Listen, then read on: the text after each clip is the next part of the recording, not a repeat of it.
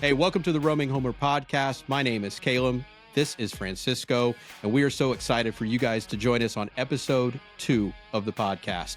We've got a lot to get into, free agency, signings, and everything all across the NFL. So let's get right into the episode.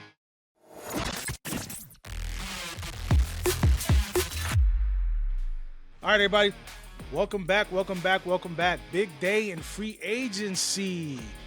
Caleb, let's have this conversation, man. Let's get this thing started. Today has been an absolute cluster. I've never seen so much money fly around in my life. People who are getting contracts are amazing me, the kind of money that is being spent. What have you thought so far about today? Man, my phone has been absolutely on fire. No, I'm not Ian Rappaport. I'm not all of that. But Bleacher Report has been blowing up my phone with all of these contracts, the hundreds of millions of dollars that is being spent. It is absolutely asinine and crazy for me to even think about. So we need to get into some of these big names that are on this board that either have re-signed or signed with other teams, because we've got a lot of movement. So who's your first pick, man? So he was a free agent before pretty much everybody else was. This Russel Wilson signing a 1-year deal with Pittsburgh. I don't know why he decided to take himself to that division, because he's going to get absolutely pulverized in the AFC North. He's got to go against Cincinnati, Cleveland, Baltimore. He's an old man when it comes to football standards right now, and he's dealing against some of the best defenses in the league. I don't know why he did it, but hey, I hope he survives the whole season. I hope he survives too, because I don't know what is happening over in Steeler Nation. But if you listen to last week's podcast, we just talked about Russell Wilson, and my thoughts and my hot take is I think Russell Wilson is done. But let's take a look at this contract, because I think this is important to take a look at what this contract is. I've got the number sitting right in front of me. He signs a 1-year deal, and you know what 1-year deals mean, right? Mm-hmm. They mean, hey, it's a show me deal. Yeah. Do you still have it left in the tank? It's a 1-year deal.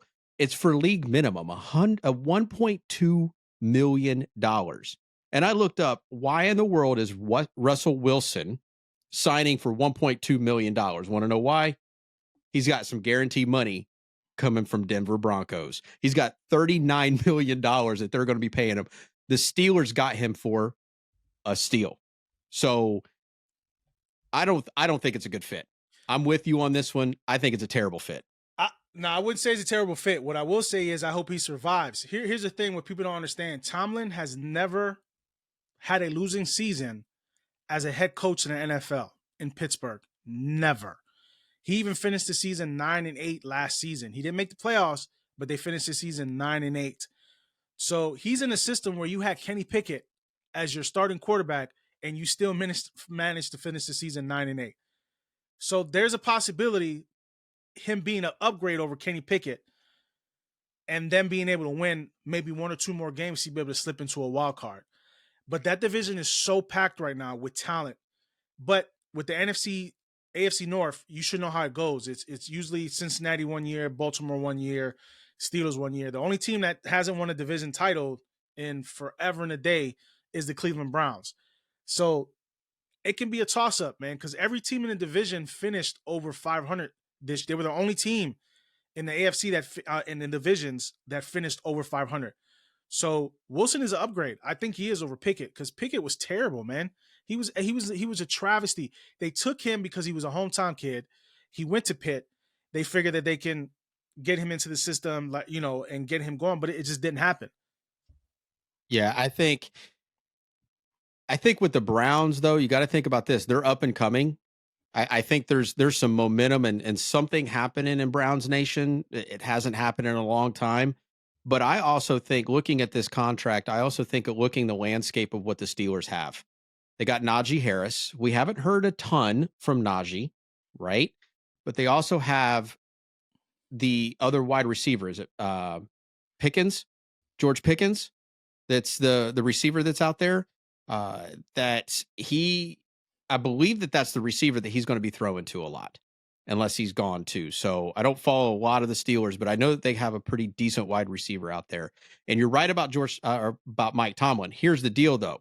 I think this might be the hot seat season for Mike Tomlin. I think this is grasping at straws for Russell Wilson to make or break the next season for Mike Tomlin. We might not see Mike Tomlin on the sideline of the Steelers in the next couple of years if something goes wrong. My hot take.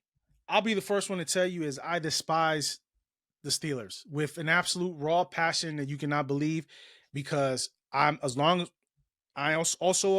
Giants fan, but I grew up part of my life in Cleveland for 20 plus years, and I root for the Browns. And my disdain that I have for the Steelers, bro, I can care less if they go 0-17. I don't care. Honestly, if you want homerism, I'm giving you homerism. I cannot stand Bring it on. the Pittsburgh Steelers. Hey, if he leaves, don't let the door kick you on the way out. You know what I'm saying? To me, Yeah. I don't care. I really don't.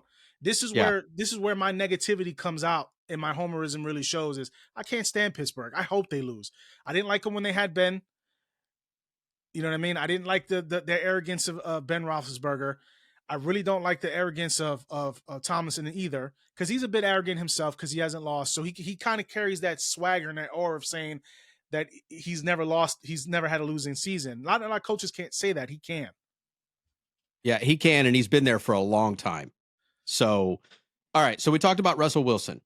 Next big guy on this board under the QB that got a monster. Folks, let me just say this. I have never seen that many zeros in my entire life. Maybe when I was in school and not did my homework, I got a lot of those zeros. But the amount of zeros that Kirk Cousins got on his contract going to the Atlanta Falcons, $180 million. Yes, I said it. $180 million for 4 years. I didn't get how much it was guaranteed of that. I couldn't find that, but $180 million spread over 4 years. I don't care how much is guaranteed. It's a lot of money. Francisco, tell me your thoughts on the Falcons under a new regime picking up a Kirk Cousins. You have to overpay him. He's the best available quarterback on the market, period. There was nobody else that was free agent out there that was going to give you the kind of quality passer that he is. You saw what he did in Minnesota. There's nobody. Listen, you cannot underestimate the desperation of a team that overpays a guy that's in his 30s already. That kind of money to bring him in. Who was going to Atlanta voluntarily? Nobody. That franchise is in shambles right now. You need somebody to come in and make it stable. You have to. And you have to bring in a guy. You have to overpay a guy that generally wouldn't go there. I mean, honestly, he had it good in Minnesota. He really did. He played indoors, but now he's going from indoors to indoors again. So he still has that advantage. True. That's true. He's not playing outside in the elements, so he can hold up. As long as that line protects him, they have a shot to make the playoffs. They have the pieces. They do have the pieces. You just had to bring the guy in. You had to overpay him. And I don't care. Let him get his money. Listen, they raised the cap for a reason, for situations like this. Some teams are going to have to overpay for players to get him in. And this is one of those situations. He was the best available quarterback in free agency. Yeah, he's got two amazing weapons with Bijan Robinson and Kyle Pitts. And I think Kirk Cousins we talked about this last week about game managers. To me, Kirk Cousins is the ultimate game manager. He can get things done. And I'm not knocking on any game manager that's out there. He can get things done. I don't think he is an elite quarterback. I don't think he's worth $180 million, but I do think the Falcons are stretching to bring somebody in that has a veteran presence with some of these younger guys like Bijan Robinson and Kyle Pitts to be able to at least bring some stability, plus under a new regime.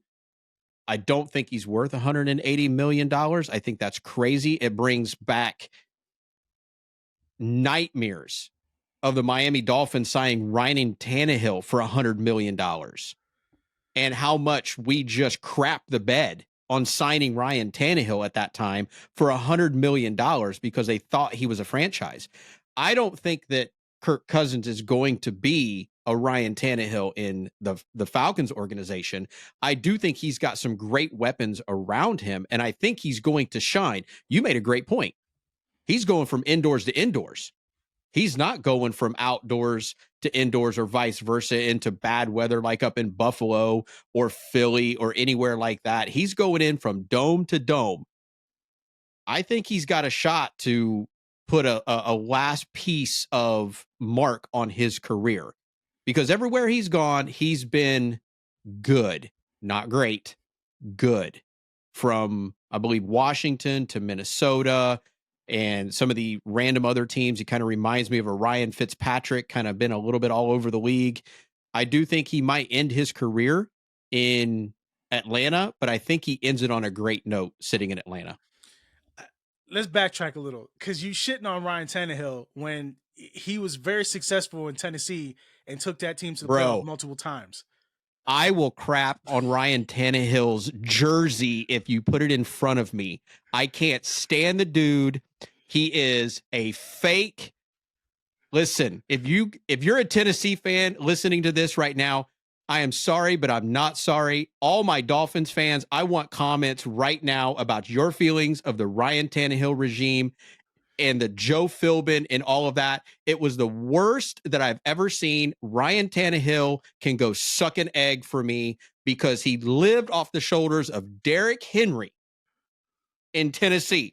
Don't say I didn't say that. Derrick Henry carried him like a 2-month-old baby on his back. Ryan Tannehill is not worth $100 million. Kirk Cousins may be in Atlanta. My story. I think Kirk Cousins is worth every dollar he's getting right now. He was an MVP candidate before he got hurt last season. And Ryan Tannehill wasn't. Sorry. He had record. He was putting up numbers. He was putting up numbers this season before. He was. Listen, they just ran into a hot Giants team in the playoffs and got blitzed out. It was a. And I love my Giants, but that was an anomaly. It shouldn't have happened. It shouldn't have happened. It was one of those things where they were hot. They had their confidence up. Giants should have never won that game. And I'm a Giants fan. All it did was set my team back. But that's neither here or there. But as far as him, I think it was a good signing. They had to overpay him. I think he ends his career there. But I think Kyle Pitts is going to have a career year. Mark my words. I'm saying it here. He is going to have a career year. I like that hot take, and I'll take that. I'll take that with you. I think, because here's my hot take on Kyle Pitts. I was on the fence if he was a bust. That's my hot take. I thought that he was going to come out and be a game changer, but we have not heard his name, and probably because we have not really had anybody to throw him the ball. We haven't seen anybody give him anything to be able to throw that ball to him and make him the valuable asset that he is to that organization. I'm going to get on board with that train of Kyle Pitts having a career year under Kirk Cousins. I like that. And I think Bijan Robinson is going to have another stellar year as well. So NFC South, watch out for the Falcons. So I don't know. All right, so we've got another quarterback. Didn't hit free agency, but he re-signed. Old Bake himself. Gunslinging Bake. Man. What's your thoughts, man? I mean, the NFC South, I don't know. They making some moves a little bit. Who else were you going to get to play quarterback for them? Baker's the only one that was available. Like, who was going to – seriously. They won that division not because they won that division. They won that division because Jacksonville collapsed, literally collapsed towards the end of the season. Baker did what he was supposed to do. He won a division for them. He took them to the playoffs, okay? But you signed this man to a $100 million contract. Good for Baker. I'm not even going to lie to you. Good for Baker. Listen, I'm happy for the guy. He's got a lot of heart.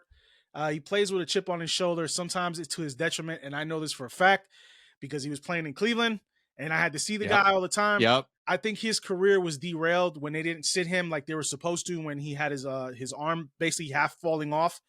I think that set him back some because the year before that, he had taken him to the playoffs, beat the Steelers in the playoffs, had a career year, and then the new season starts, They get off to a pretty good start. He gets hurt, season goes down the drain, but he wanted to tough it out and show, because that's what Cleveland is. Cleveland is a city where hardworking, tough nosed people that get out there. He wanted to show the fans that he was one of them. And I think the Browns, to their detriment, hurt that man's career and then try to throw him under the bus on top of that. Mhm. I'm happy for Yeah. Baker, but I mean, wow, that investing $100 million in a guy that you don't know if he's going to be there, putting up decent numbers again next year is crazy. Exactly. Because, I mean, we're looking at the NFC South, right? We've got Tampa Bay, the Panthers, the Falcons, and the New Orleans Saints. I'm going to say it. It's the butthole division of the NFL right now. They all suck except for the Bucs right now. The Panthers, I mean, that's technically our hometown. Y'all, we in this area, this is Carolina country, but I'm sorry, Dave Gettleman is absolutely or Tepper, not Gettleman. Tepper is ruining the organization. We'll talk about another signing here in just a minute that I think that they made really well, but Baker won that division because the division sucked. On top of him having a decent year, I'm not gonna poo-poo on his year. I think he did have a good year. And if I'm correct, we're gonna need to fact check this one. Mike Evans, is he returning or is he leaving? He's still, I think he's still free agency. And I apologize, it wasn't Jacksonville. I was thinking about the AFC South. It was them and Indy that were going neck and neck with each other for the title. For the and Indy, and Indy lost the game that they should have won. But like I said, that was my mistake. My mind was flipping between both of it. Hey, lots of things going on. So trust me, it's all good. There's so much news going on, I can't even keep it straight. But yeah. But if Mike Evans doesn't come back, it's going to be a problem because Baker's not going to have one of his best weapons to throw to. And Baker's the best weapon. Yeah, Baker's a runner too. Baker, I give him credit. He moves around a lot, out of the pocket. But the problem is he needs to learn how to stay in the pocket. But his legs served him pretty well the season that just passed. That's one of the reasons why they won the division, because he was able to be mobile. I don't know what they're going to do this season. They have to help him more with that line, and they need to give him some more weapons because just Mike Evans is not going to do it. Yeah. The jury's still out on that one. We'll see what happens. I know they're not trying to look for the second coming of Tom Brady, but $100 million, man. That's a lot of money for Baker Mayfield. But anyway. All right. So we've got the main characters, the QBs. Everybody loves the divas, the QBs. They make a lot of money. We got some other folks that are sitting out here that have made some splashes. And there's two of them out here. They're not the fancy offensive running backs or wide receivers or quarterbacks, but we got two other $100 million guys that signed some contracts. Now, we'll talk a little bit about this and we'll get into the segment where we're talking about, our Homer segment, but Christian Wilkins, Robert Hunt. Christian Wilkins, 4-year deal, $110 million, went to the Raiders.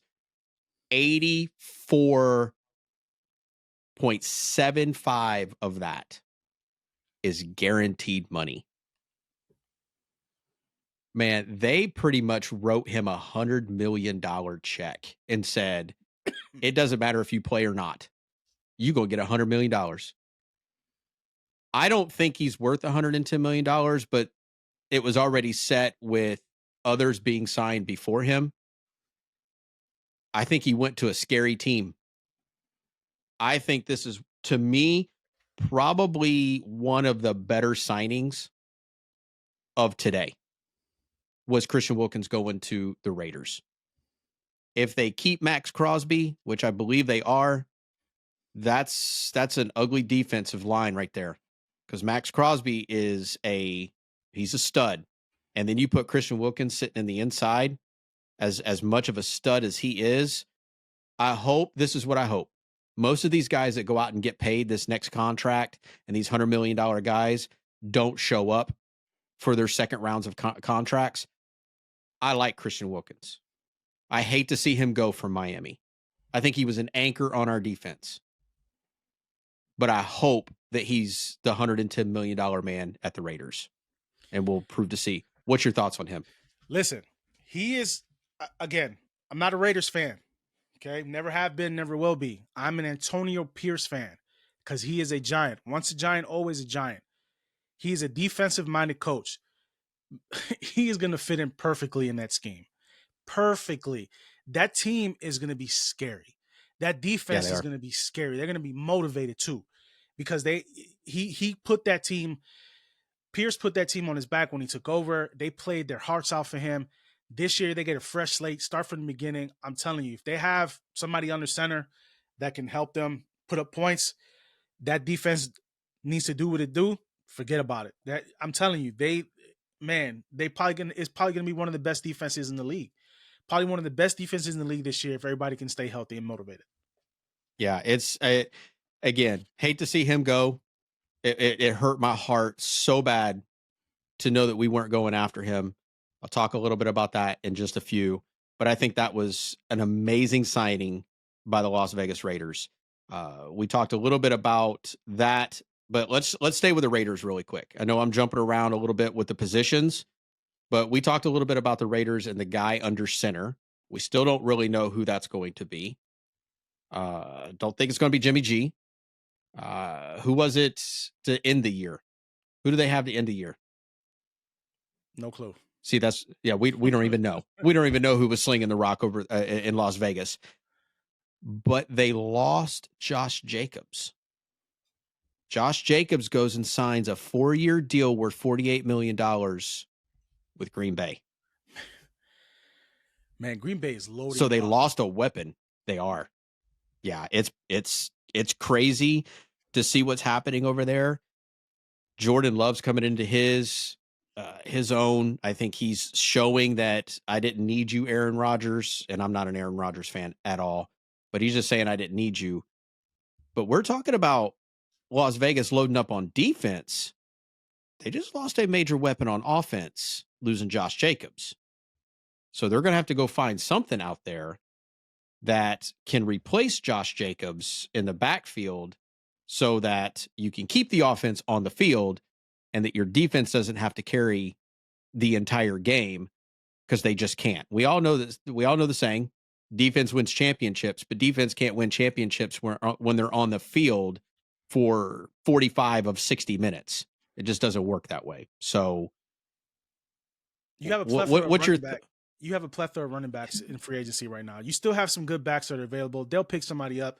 Listen, right now, running backs are a dime a dozen. I'm sorry, the position is not as valued as it used to be. It's not one of these positions where you have to have these guys. Even if you're a generational player, you're not going to get the money that you want, period, point blank. These kids who are running their hearts out in college, I'm sorry to disappoint you. You're not going to get a mega contract the way you think you're going to get a mega contract when you come into the league. They're going to pay you what they want to pay you, okay? Running back is a position that you can find. You can get it in the draft. You're gonna have diamonds in the rough in the third, fourth, fifth, sixth round. Guys who can come in, you can plug them in and plug them in. As long as their offensive line is doing what it needs to do, you can get those guys. The question becomes, is your quarterback situation. If you do not have the right person under center, it does not matter what type of defense you have. Like you said, the defense will be on the field the majority of the game. Yeah. Yeah. I mean, we've got a couple. We could talk about some of these still pending guys. Let's get to a couple of others. Robert Hunt, O-line, again, from my boys. God, it's like a freaking fire sale in Miami. I was like, is the whole state just falling into the ocean? As how I felt today. 5-year deal, $100 million, $63 million guaranteed, signing with Carolina Panthers. Big move. Finally, something to show that they believe in Bryce Young, that they were trying to get him some help so that he doesn't find himself on his back the entire time that he's out there. Still not a Bryce Young fan. The jury's still out for me when I say that he actually can be the guy, but we don't know if he's going to be the guy if he's constantly getting sacked. I think of Derek Carr's brother, David Carr, in Houston, where all he did was just find himself on his back and nobody knew what he could do. And that was all that he was known for. But what's your thoughts of this another $100 million guy, Robert Hunt, going to the Panthers? Again, again, I can't state this enough. You have to overpay certain guys to go to certain teams. Don't get me wrong. The Panthers have the tools, as you both know. We're in the Carolina area. Panthers have the tools. You know what I mean? They have a strong fan base. David Tepper is a joke as an owner. The guy has 100%. No patience to grow a team. You think he'll know better because he's not part of the microwave generation, but he acting like he is right now. He's not giving the team a chance to develop. He's not giving the chance to team to gel. It's ridiculous. Listen, I don't believe in Young. I don't. I'm just gonna keep it honest with you. They took him. They took him over my man in Houston. Like, where in your right mind did people really think it was going to be a good idea for that to happen? It's astonishing. Listen, you know me, we've had this conversation offline even before the draft last year. There was a big controversy going on. If you don't know this, my other homer team is I am an Ohio State Buckeye. I bleed scarlet and gray. CJ Stroud is my boy. If I was to give up the Dolphins today, it would be to be on the CJ Stroud bandwagon of the Houston Texans. I'm not going for it, but I will root for CJ Stroud all day long. I think he is a stud. He was a stud at Ohio State. He's a stud in Houston, and he proved it that he was a stud. They asked me, people were asking me because this draft was coming out, and I hate Alabama. I hate Nick Saban. Dolphins fans, you know why I hate Nick Saban. I'm not going to go take the Alabama job.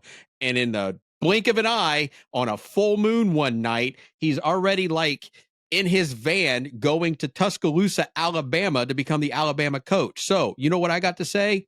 Suck it. Anyway, people were asking me, Bryce Young or CJ Stroud? I said CJ Stroud all day long. I take CJ Stroud 1, 2, 3, 4, and Bryce Young at like 20. Bryce Young ain't got it. Bryce Young is not that kid. I don't think he's got the grit. So even if you go out and pay $100 million for Robert Young to protect him, listen, you could go out and pay 5 Robert Youngs to protect this kid. I still don't think he's going to do it. And I won't watch the Panthers on TV just because of that. And you know what? Let this haunt you, Carolina fans. Let this haunt you today. Go Bucks. Look, CJ Stroud is going to be a phenomenal player for years to come. He's already proven that with the run he had this past season, getting a playoff win in his first year in the playoffs. The guy's been absolutely phenomenal. I think he's the future of the NFL. He's a better version. 100%. He's a better version of a lot of these running quarterbacks. He can actually throw in the pocket when he has to, and when he needs to, he's got a cannon for him, and he's accurate. And that's one of the things that I think a lot of people miss, how accurate he is when he's throwing the ball. It's amazing. Bryce Young, I don't see a future for him in Carolina. I really don't. Listen, they have to protect the guy. The guy, he had a lot of protection in Alabama. Don't get me wrong, Alabama, nobody likes Alabama except people from Alabama and homers that are outside of Alabama. But Alabama had a good line. They protected the guy. That's why he was able to do the things that he did. This is the NFL. This is a whole different animal here. It's not you're not going to have the best of the best on one O-line every single year. You know what I mean? Things change. That's one of the reasons why Saban left Alabama, because he can't keep up anymore. Yeah. Alabama sucks. Just period. The fan base sucks. And I know we're talking about NFL, and you got me on this roll with Alabama and all of them and that whole ugly Crimson Tide bull crap and the scarlet letter A. That's for adulteress. That's what your scarlet letter A, Alabama fans, is. It means adultery, because you guys suck. But anyway, that ties in. But Alabama ties into that, though, and the reason I say Alabama ties into that, because he's a Bryce Young is an Alabama elite. Mac is an Alabama elite quarterback that came out that hasn't shown anything in the NFL. Bryce Young hasn't shown anything in the NFL right now. The only one that's actually shown a little bit of something, and I doubt he's going to last too much longer, is Tua, because he's one concussion away from retiring. They don't produce. I agree with you on that. I agree with you on that. They don't But produce good quarterbacks. Hold on. You're forgetting someone. Jalen. Now, he didn't end his college career in Alabama. He got ousted by Tua. He went to Oklahoma. He did his thing. But still, I still give him credit from an Alabama standpoint. I think he was there 2 years. So, and he did his thing. He got them there. He got them to the national championship. I love Tua, and I'm not hating on Tua, but Tua won the national championship, but Tua didn't get him there. Jalen got him there. And as you're saying with Alabama, they always have like this NFL-esque type of O-line, so they barely get touched. And Georgia always has this NFL-esque defensive line, so it's kind of like playing in the division. But let's pump the brakes. The jury's still out. Let's pump the brakes on Jalen. He is a system quarterback. This has been proven already in Philadelphia. He only started being successful when he got his wide receiver. That's when he started putting up numbers. Jalen Hurts is a product of a system that he is in, point blank, period. He did not show... Time out. Hold up. You mean to tell me that he's not a quarterback without a wide receiver? Like, come on. You're telling me the statement that you just said was he wasn't good until he got a good wide receiver. Name a quarterback other than Tom Brady that has actually been really good with mediocre wide receivers. The Giants. Who? What you mean? Eli Manning? Eli Manning did really well with the garbage that he had on the field. Sorry. Who was his superstar wide receiver when they won the Super Bowl? When they beat the Patriots? They weren't Victor superstars. Cruz? He wasn't a superstar. He wasn't a superstar, but he wasn't mediocre. Mario Manningham. Let's not go there. Mario Manningham wasn't a superstar. I don't care about him because he's a Michigan guy. So yes, there are quarterbacks out there. My hatred is true. There are quarterbacks out there. But there's not many. There's not many, but there's not still, many. He's not one of those guys, man. He's not that guy. Yeah. Sorry, he's not that guy. Yeah, I don't know. We'll see. I mean, since they got rid of the tush push, that changed some things for them. He can't push himself 5 yards to get a first down. That's a whole nother podcast on that one. They collapsed too. They collapsed this year. They did too. And they did too. So that's the Alabama lineage. We'll see. Yeah, I just hope my boy, come on, Tua, don't let me down. Being an Alabama guy, it's the only time I'm going to say it's okay to be Alabama. So, all right. So I want to move on here really quick. We've got some notable moves that I think are important to note of what happened today. We've already said it. And I love saying this. Mac Jones. Mac Jones got released and picked up. Listen. I want y'all to listen to this real quick. I'm going to break this down like Bill Nye the Science Guy. First round top 10 pick. Maybe not top 10. I can't remember where they actually picked within the draft. It was top 15. I do believe that they picked up Mac Jones in New England. He was going to be the second coming of Tom Brady, the Bill Belichick era. He actually made Bill Belichick retire. This dude, this Alabama quarterback. Ready? Check this out. This joker gets released and sent to the Jags to be the backup to none other than the first round draft pick in the same draft class that he came of. I'm dead. What's he going to do? You think he's actually going to get any playing time? Unless Trevor Lawrence gets hurt. And then he's going to completely destroy the Jacksonville Jaguars. Listen, Mac Jones, don't get me wrong, he's a product of Alabama, so there's a bit of a bias there already. But my thing is, I don't think he sucks. Listen, he made the playoffs the first year he was in the league as a rookie, man. Like the guy, he got in, they used him correctly. He was able to help the team get to the playoffs. I don't think they shaped anything around the guy. They didn't play to the guy's strengths. I am being non-biased right now when I tell you that. I don't believe it was the same issue with Baker. They did not build around his strengths. They didn't let the guy do what he does. And this is the result. Man, Bill Belichick is a relic. The guy is from a time 100%. long time past. It was time for him to go regardless. But my thing is, he was a young guy, smart guy. You did not play to his strengths. You wanted Mac Jones to mold to Belichick instead of Belichick having the foresight to mold to his quarterback. That's today's game. You have to mold your offense around your quarterback. Yes, but Bill Belichick has never, and will never be the coach that molds around his players. It was Bill Belichick's way or no way. The only reason that Tom Brady was able to do what he did later in his career was because he won and won him the championships. Bill Belichick is Bill Belichick because of Tom Brady. Period. Dot.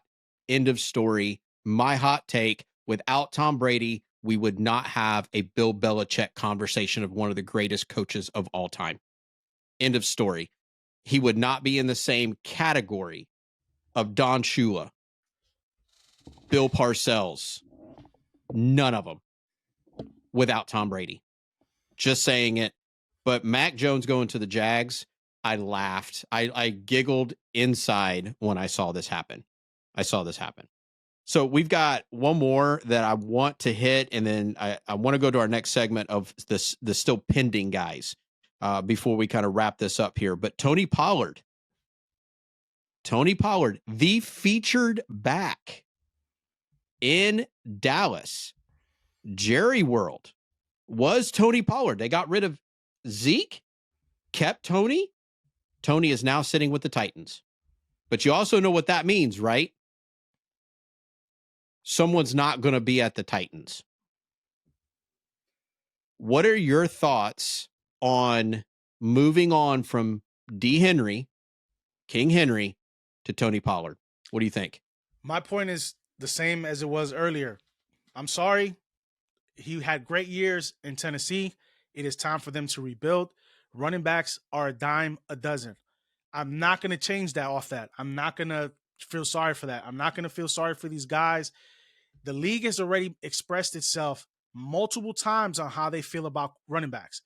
They are replaceable. They think they're not replaceable. You are replaceable.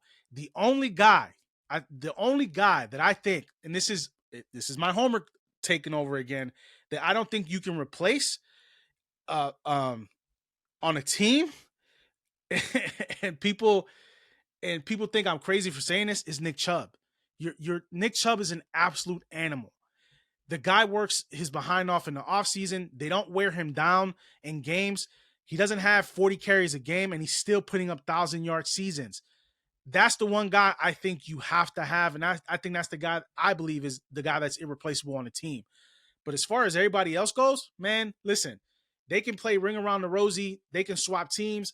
They can do whatever they want to do. These guys are chasing the dollar now. It's not about winning. It really isn't anymore. It's about who's going to give me the best salary to be able to go out there and not want to play games. That's basically what it is. Because these guys, if they have a soft tissue injury, they go, "Oh, I can't play today.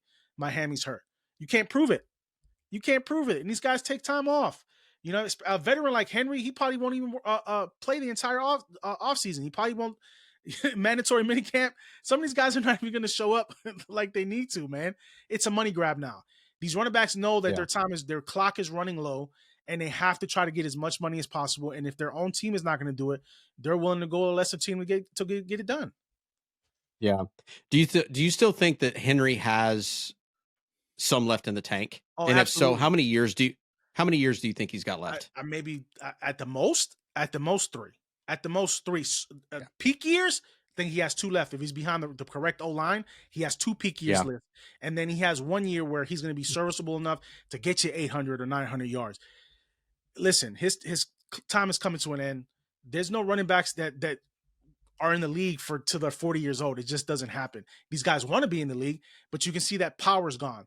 You know what I mean? Those legs are not the same Mhm. to give them that extra push and that extra burst. It just happens. Yeah. Their position, I think the lifespan of a running back in the NFL is 3 years. I think minimum 3 years, I believe, and Yeah. then they're done. And they're done. Well, it's because it just depends because when you look at them in college, let's go back to Zeke really quick. I'm going to be a homer here just for a second because, I'm an Ohio State guy. I'm a huge Zeke fan. And I hate Dallas. My dad's a big Dallas fan. Shout out to him. But I'm not a Dallas fan, but I was a Zeke fan. Watching him at Ohio State and J.K. Dobbins, who was hurt a couple of times with the Ravens. These guys take so many reps in college, and that whole feed me mentality, that's all well and good. But the more you eat in college, the fatter you get in a metaphorical sense. And by the time you get to the NFL, you've shaved years off of your career. And I look at guys like LaDainian Tomlinson, who was able to stretch his career because not taking as many hits. These guys who learn how not to take the hits can play longer. They're not getting banged up. These guys are only getting faster, stronger, and meaner on the other side of the ball. And Zeke only had 2-3 great years. Let's talk about your boy. Came out in the same draft. Saquon. Like, we're talking about that. You'll get to his move in just a second in our Homer segment. But these guys ran hard in college. Get to the NFL, have a year that they get hurt, and then all of a sudden, somebody sexier, bigger, faster, younger starts to creep up, like what happened with Zeke and Tony Pollard. Tony Pollard's what, 25, 26 years old? Gosh, Derrick Henry's got to be 27, 28. And I'm sitting here as a 47-year-old man going, oh my gosh, 27 is old. NFL But is. 27 is like, 27 is like playing like at 50 in the NFL. In that position. You're right. Because a quarterback can play if they have the arm like a Drew Brees, a Peyton Manning, a Tom Brady into their late 30s, into their 40s, if they're not getting pummeled in sacks. So I like the pickup for the Tennessee Titans. I like where they're going. I'm not sure what's happening under center. We'll wait to see what's happening in the AFC South. I think that is a division to watch. We've got a slugfest going on in the AFC South. We've got the Texans. Listen, I'm calling it right now. My hot take, the 2024 season, the Texans win the AFC South. Hands down. They're winning the AFC South. I think, watch it. I guarantee it. Take my hot take, mark it down. March 11th, 2024, CJ Stroud and the Houston Texans win, barring injuries, the AFC South. My second pick behind them will be the Jags, then Indy, and then Tennessee, because Tennessee doesn't know what they're doing. Houston, Texas is going to the playoffs. I'm riding my boys' train. I'm riding it. Listen, I got to disagree with you on that. Honestly, and I'm going to shock you when I say this because I don't believe it myself.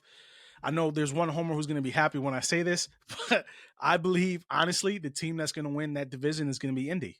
It's going to be Indy. They came in hot and heavy. Shout out to our boy T. I know he's going to be listening to this. Throw a comment, T. I know that you are happy doing a dance right now. I'm going to give it to Indy, man. They played well down the stretch. They missed the playoffs by one game. They could have easily won that division and got in. But I think Indy's going to do it next year. They're hot. Well, Anthony Richardson's coming back. So he didn't play most of the end of the year because of an injury. So he'll be coming back. So we'll see what's going to happen with him. He was a shocker to me, by the way, at quarterback. He was a shocker.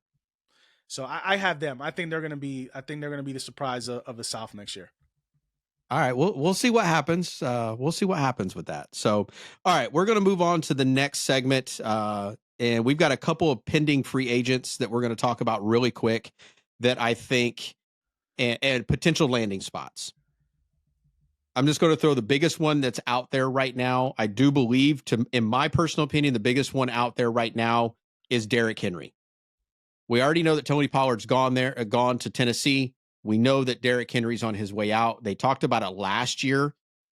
We know that there are a couple of teams in running. You had mentioned to me before the show that Baltimore is in the running. I do know that Miami has been linked to him. I don't know how true that is. I know we've got A-Chain and Mostert in the backfield. They're fast. We do not have a 3rd down and 3 back, to say the least. We don't have power. We have speed. I would love Derrick Henry. I know you're not listening, but listen to this show. I want you to come to Miami, bro. Talk to your agent. Get the deal done. Give us a title. Bring it to the 305. Where do you think Derrick Henry's landed? I love the delusion. I love the delusion that you have that you actually think that he's going to go to Miami. It's amazing. A man can dream. A man can dream. Yeah, just keep dreaming. Keep dreaming, because it's not going to happen. He's going to Baltimore. That's where the landing spot is going to be. That's where he's going to go. He's going to be the featured back. That team is going to be, listen, and I hate Baltimore. Baltimore will win the Super Bowl. Baltimore will win the Super Bowl if those jokers get Derrick Henry. I don't guarantee that. No. I wouldn't take it that far. Baltimore has to show me something in the playoffs first. They haven't done anything in the playoffs. But they're going to be a dominant team like they were last year. They'll be a more dominant team than they were last year if they have Henry in there. And Lamar will not have to run as much. Lamar will not have to run as much. This is why I said that Henry's got 2 dominant years left. And with that line that they have in Baltimore, man, he's going to put up some numbers. But you have to take into account what division he's playing in. And you already know the type of dirty players. You know the type of dirty players that the Steelers are. You saw what they did to my boy Chubb. You know what I mean? So Derrick Henry might want to. It's smash mouth football. It is blue collar football up at the AFC North. I get that 110%. Derrick Henry is not playing with some of these yacht owners and stuff like that. He's playing with lunch pail carrying, card carrying, blue collar football players, and I get that. But he may want to go to Miami though. No state taxes down there. It's 80 degrees all year long. You know, you're playing with. Who doesn't want to go to Miami? You're playing with a good team, but at the end of the day, it comes down to dollars. And Baltimore is going to be able to one to give him the most money. And we don't have the money. We are just pillaging money. All right. So we've got another running back, Aaron Jones. So Aaron Jones, Josh Jacobs goes to the Packers, which we know Aaron Jones is on the outs. Where's Aaron Jones land? I don't know. I think he might have signed already somewhere. And who knows? By the time we started recording this, 85 people may have signed because it's just been one of those days. It's been wild, man. It's been a wild day. Like somebody's signing like every hour or something like that. It's I think pretty he might crazy. have signed already, but let's say if he didn't sign somewhere, for him, I don't know where he would land. I don't know. There's a lot of spots available for him that need a quarterback of his a running back of his caliber right now that have opening spots. I mean, the Giants would be I was getting ready to say they just got rid of Saquon. Yeah, the Giants. Well, they didn't get rid of Saquon. Saquon got rid of himself. We'll get to that, but it's I think the Giants would be a good landing spot for him. Washington might be a good spot for him as well because they're going to have cap space. So I mean, there's a lot of money. Yeah, they got a couple places. Yeah. We got a couple places where he can go. All right. Well, we got a couple other guys. We won't talk long about them. The others that are still sitting out there that are on top of my list are T. Higgins and Calvin Ridley. Those are some big names that are still sitting out there. Anybody that needs a wide receiver, you don't need to come to Miami. We're good in that space. So we got our boys, but there's a couple of good guys out there that we're going to see a lot more movement over the next couple of days, I think. And with all of that, so let's do real quick before we get into our last segment of the night, the Homer section or the Homer segment is give me your top grade team for free agency right now. Who's winning in your mind in the free agency era? Wow, man, that's a tough call, man, because all the movement that's been going around. But you talking about guys that have signed or guys who are potentially signing with teams? I mean, I think with what you've seen so far, who gets your top grade of of day one? Man, I think it's Atlanta. I think they landed the You like best. the Kirk Cousins Man, signing? yeah, man, they Yeah. landed the best available quarterback in free agency. A guy that's seasoned, that knows how to win games. He's been to several teams and won on every team that he's been on. Yeah. Look, Atlanta were losing games that they should have won last year. Like a lot of teams for not having the type of quarterback that they need. I think he's gonna right Yeah. that ship, man. I think it was a golden move by them. Oh, I'm going to give it to the Raiders. I think the Raiders are a scary sleeper team of 2024. If they lock down who's going to be under center, it could be a scary moment for them. And we'll see what happens with them. But that Christian Wilkins signing, as much as it hurts my heart, I think it was probably one of the biggest signings for them, pairing him with Max Crosby and then, like you said, Antonio Pierce. It's going to be a scary moment in Las Vegas with that defense. So that's mine. All right, we're going to get to the last segment of the night, segment that we are calling Be a Homer. This is just our time, guys. This is just our time to be our homers and talk and vent a little bit about what's going on with our teams and just share a little bit about what's on our heart with our team. So, Francisco, I'm going to let you go first with the Giants. What's your homer moment? We lost two guys that were, big players for us, but one of them got himself out of town. The guy got his feelings hurt.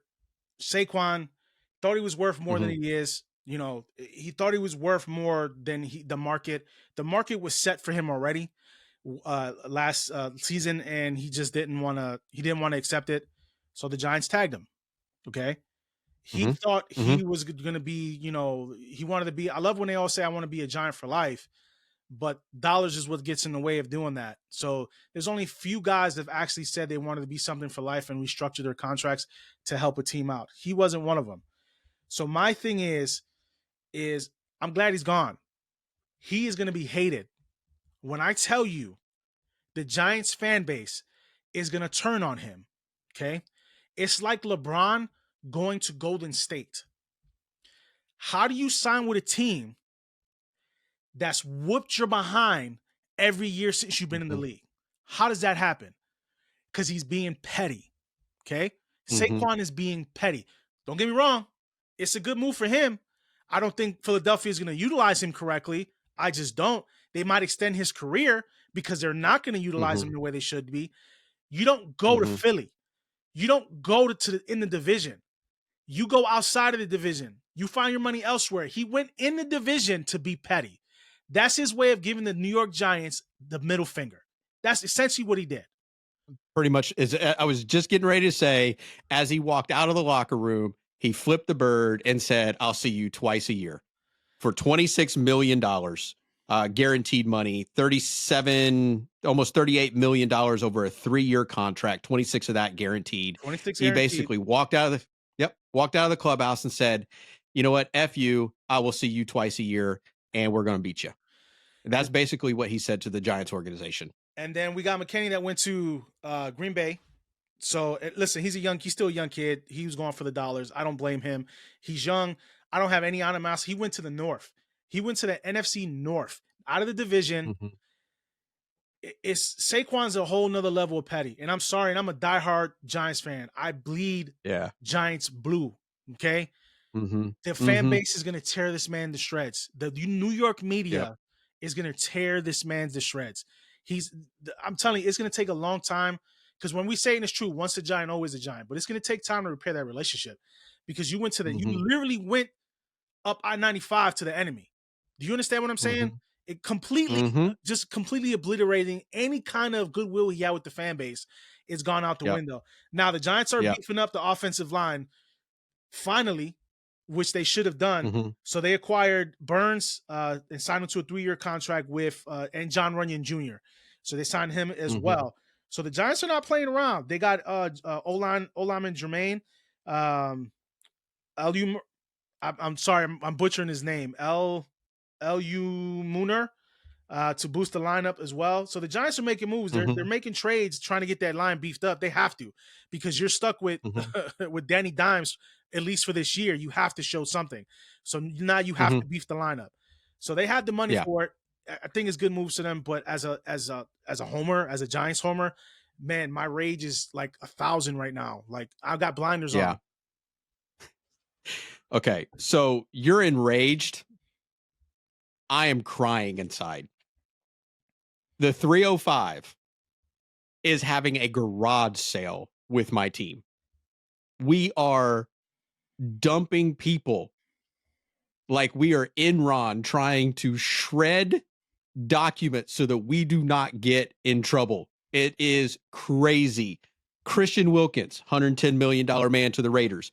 Robert Hunt, $100 million man to the Panthers. Yes, Dolphins fans, I know that we are way over the salary cap, and I know that we have to cut people. Two big guys leaving, $210 million out the door. We lost Brandon Jones to the Broncos. I'm on the fence with Brandon Jones. The one I think that hurts me the most, and I was looking at this on the community and Bleacher Report with the Dolphins fans, is Andrew Van Ginkel. This dude was a blue-collar, full-speed game changer that nobody really knew other than his golden locks coming out from behind his helmet. Andrew Van Ginkel left 2 years, $20 million to the Broncos. I wish you well, Andrew. I do. I hope you do well. It's sad to see you go. But not only that, man, that was today. That was today. Someone came into my house, my 305 house. They took my food. They took my cereal. They took my favorite snack. They walked out the door. And I had to watch them walk out the door. I couldn't do anything about it. So I'm crying inside. Beyond that, we've already lost Xavier Howard. We already lost Jerome Baker. Now, I'll tell you this, one that came over the wire right before we started this show that absolutely made me ecstatic. It kind of brought back a little bit of hope for me and my Dolphins fans in the 305 is Jalen Ramsey restructuring his contract to stay a Dolphin. Thank you, God, because if we would have lost Jalen Ramsey, just shoot me now as a Dolphins fan. It's just going to be another 25 years of just mediocrity. I can't even take it. So we have to do something. I saw a tweet from Tyreek Hill basically saying he's not worried. He thinks Chris Grier he's got a secret bag that he's trying to pull a rabbit out of. And this is what I know about Dolphins fans. We are the most teeter-totter, wave-riding, bipolar fans that I've ever been a part of in my entire life. I am one of them. Every year, this time of the year, I think we are the best team on the planet. I think we're the best drafter on the planet. I think we're going to win it all. This is going to be our year. Come September, end of September, early October, I'm ready to burn every one of my jerseys and fire everybody on the field. Chris Grier is one of those guys. I'm going to tell you right now, last year, the signings that Chris Grier did, he was a genius. Now he wants to fire. Everybody wants to fire Chris Grier. He's not Jeff Ireland. But we'll see. Chris, do something for the 305 fans. Please do something for us. I'm begging you as a homer. Bring somebody that is a game-changing. Fix the O-line in the draft. Get somebody to be another game changer. Thank you for bringing Jonnu Smith in. I think it's an upgrade at our tight end level, but we got to do more, and that's my homer take for this. So, all right, man. So we're going to wrap up this episode. What an episode. What a lot of news. I can guarantee you the news is still going to continue flying by the time that we get to our next episode.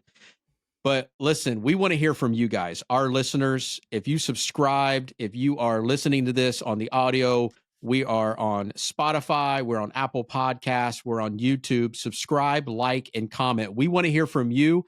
If you are part of the Roaming Homer family, which means you root for a team in the city that you don't live in, we want to hear from you. We want to talk about your team. We'll do some research. We'll talk a little bit about your team. Let us know what you want us to talk about. Share your thoughts on the comments below about free agency in your team. Did we get it right? Hey, we're just two guys giving our opinions. We're not analysts. We don't know all the ins and outs, but we're passionate about our teams and we're passionate about football. But we want to hear you guys. We love passionate fans and we want to hear from you guys. So don't forget to subscribe, like, and share. We love it that when you guys do that, it helps us out. It helps the algorithms and everything else that goes on with YouTube and all of that. But we love for you guys to do that. Get the word out. Let us know how we can do better for you, our listeners. So for Kalum, Francisco, this has been the Roaming Homer podcast, and we're so excited. We'll see you guys next week.